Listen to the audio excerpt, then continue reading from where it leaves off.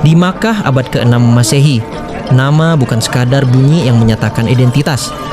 Ia adalah rantai sejarah yang menghubungkan masa kini dengan masa lalu. Ia adalah perlindungan sosial yang tak tertulis. Ia adalah simbol kehormatan yang dijunjung tinggi. Setiap orang diperkenalkan bukan dengan kata "aku fulan", melainkan dengan rantai ayah-ayahnya yang panjang. "Aku fulan bin fulan bin fulan", hingga nama leluhur yang dihormati terdengar jelas di tengah kerumunan. Sayyidah Khadijah lahir dari kabilah Quraisy, suku yang dianggap paling terpandang dan memiliki kekuasaan tertinggi di kota itu. Ayahnya adalah Khuwailid bin Asad, seorang bangsawan Quraisy yang memiliki kedudukan penting dalam struktur sosial Makkah. Ia termasuk bagian dari Bani Asad, cabang Quraisy yang tidak hanya kaya akan harta, tetapi juga memiliki pengaruh dalam urusan kota dan perdagangan lintas wilayah. Menurut riwayat dalam kitab Al-Tabaqat Al-Kubra karya Ibnu Sa'ad, Khuwailid adalah salah satu tokoh yang turut mengelola urusan Ka'bah dan menjaga keamanan jalur perdagangan yang melintas di sekitar kota. Nasab Khadijah memiliki hubungan darah yang erat dengan nasab yang kelak akan dikenal sebagai Rasulullah Muhammad SAW. Keduanya bertemu pada leluhur yang sama, Qusay bin Kilab, tokoh yang dahulu berhasil menyatukan berbagai suku di sekitar Makkah dan mengokohkan kepemimpinan Quraisy atas kota itu serta jalur perdagangan yang ada di sekelilingnya. Ini berarti bahwa pernikahan Sayyidah Khadijah dan Nabi Muhammad kelak bukanlah pertemuan dua dunia yang saling asing.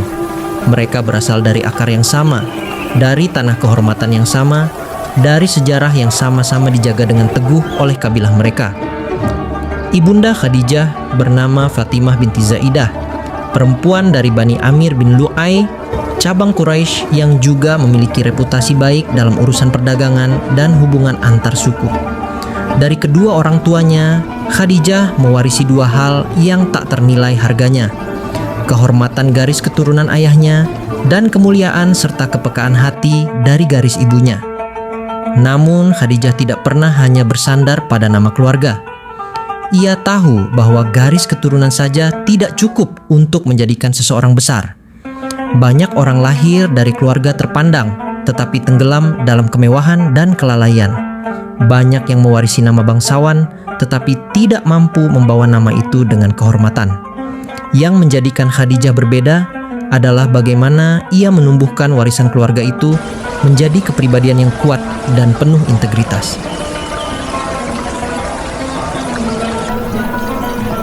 Makkah bukan kota yang hidup dari hasil bumi. Tanahnya tandus dan tidak subur untuk pertanian. Kehidupan kota ini bergantung pada dua pilar utama: perdagangan lintas wilayah dan musim haji yang datang setiap tahun. Dari waktu ke waktu, jalur perdagangan yang menghubungkan Arab dengan Syam, Mesir, dan Yaman membuat Makkah menjadi pusat perdagangan yang penting. Kafilah-kafilah unta yang membawa barang dagangan seperti kain sutra, gandum, minyak zaitun, dan barang-barang mewah dari negeri jauh menjadi pemandangan yang biasa dilihat di jalan-jalan kota. Anak-anak Quraisy tumbuh dalam lingkungan yang penuh dengan dinamika perdagangan ini. Mereka melihat bagaimana ayah-ayah mereka berbicara tentang harga barang, menghitung keuntungan, membuat perjanjian, dan menghadapi risiko perjalanan yang panjang melalui gurun yang keras. Mereka belajar bahwa dalam dunia perdagangan, kata janji adalah sesuatu yang tidak bisa dipermainkan.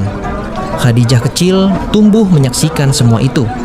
Ia melihat ayahnya mengelola hubungan bisnis dengan berbagai suku. Ia mendengar percakapan tentang untung dan rugi di majelis keluarga.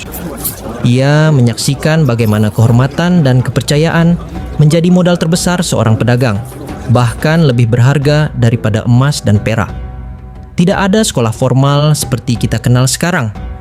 Tidak ada gedung madrasah dengan bangku-bangku kayu dan guru yang mengajar dengan kitab tulis. Pendidikan di Makkah saat itu berlangsung melalui pengamatan langsung dan pengalaman hidup. Setiap transaksi dagang adalah pelajaran tentang kejujuran. Setiap perjalanan kafilah adalah pelajaran tentang ketahanan. Setiap perselisihan yang diselesaikan adalah pelajaran tentang keadilan. Sejak muda, Khadijah menyerap semua pelajaran itu dengan tenang dan hati yang terbuka. Dan di tengah masyarakat yang umumnya lebih mengutamakan peran laki-laki, ia menunjukkan ketajaman berpikir dan kecerdasan yang tidak kalah dengan siapapun. Seperti kebanyakan perempuan Quraisy pada masanya, Khadijah menikah di usia muda. Riwayat klasik berbeda pendapat tentang jumlah suaminya sebelum Nabi Muhammad SAW. Sirah Rasulullah karya Ibnu Ishaq yang kemudian dirapikan oleh Ibnu Hisham menyebutkan bahwa ia pernah menikah 2 kali. Pertama dengan Atik bin Aidh bin Abdullah al-Makhzumi dan kemudian dengan Muhammad bin Jahsy bin Riyab al-Asadi. Dari kedua pernikahan itu, Khadijah dikaruniai anak-anak. Dari pernikahan pertama, ia memiliki seorang putra bernama Hind, dan dari pernikahan kedua, ia memiliki 2 putra bernama Halah dan Hind, nama yang sama dengan putranya yang pertama. Namun, sebagian riwayat lain seperti yang terdapat dalam Tarikh Al-Tabari menyebutkan bahwa ia hanya menikah 1 kali sebelum bertemu Nabi Muhammad SAW. Namun, satu hal yang disepakati oleh semua ahli sirah, Khadijah menjadi janda setelah kehilangan suaminya. Ia ditinggalkan dengan tanggung jawab besar atas harta dan usaha keluarga, serta sebagai ibu yang harus merawat anak-anaknya.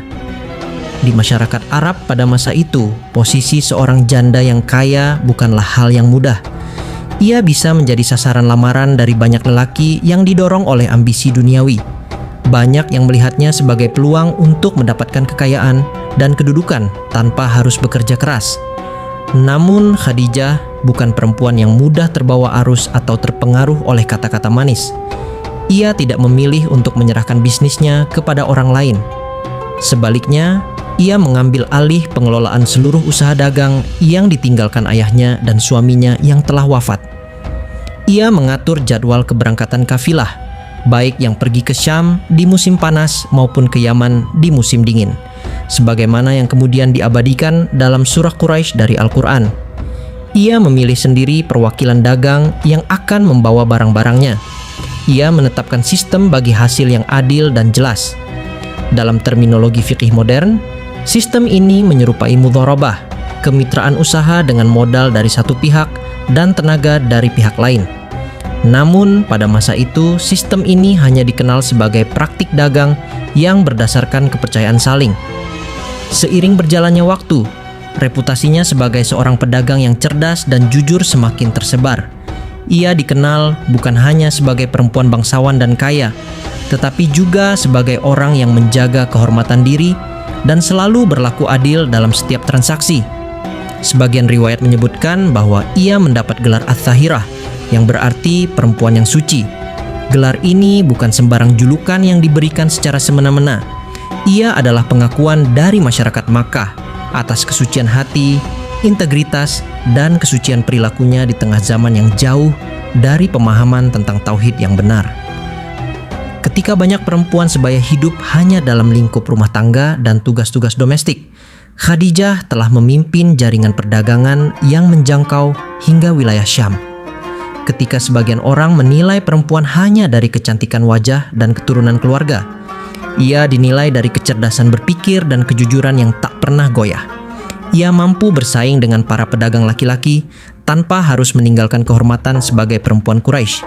Namun, di balik kekuatan dan keberhasilannya sebagai pengusaha, hidup Khadijah tidak tanpa luka.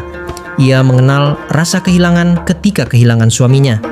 Ia mengenal beban berat sebagai ibu yang harus merawat dan mendidik anak-anaknya sendirian. Ia mengenal tekanan sosial sebagai perempuan kaya yang memegang kendali penuh atas kehidupannya sendiri. Semua pengalaman itu tidak membuatnya menjadi orang yang keras atau dingin. Sebaliknya, mereka membentuk sesuatu yang tidak terlihat oleh mata kasar. Ketahanan batin yang kuat dan hati yang penuh dengan kasih sayang.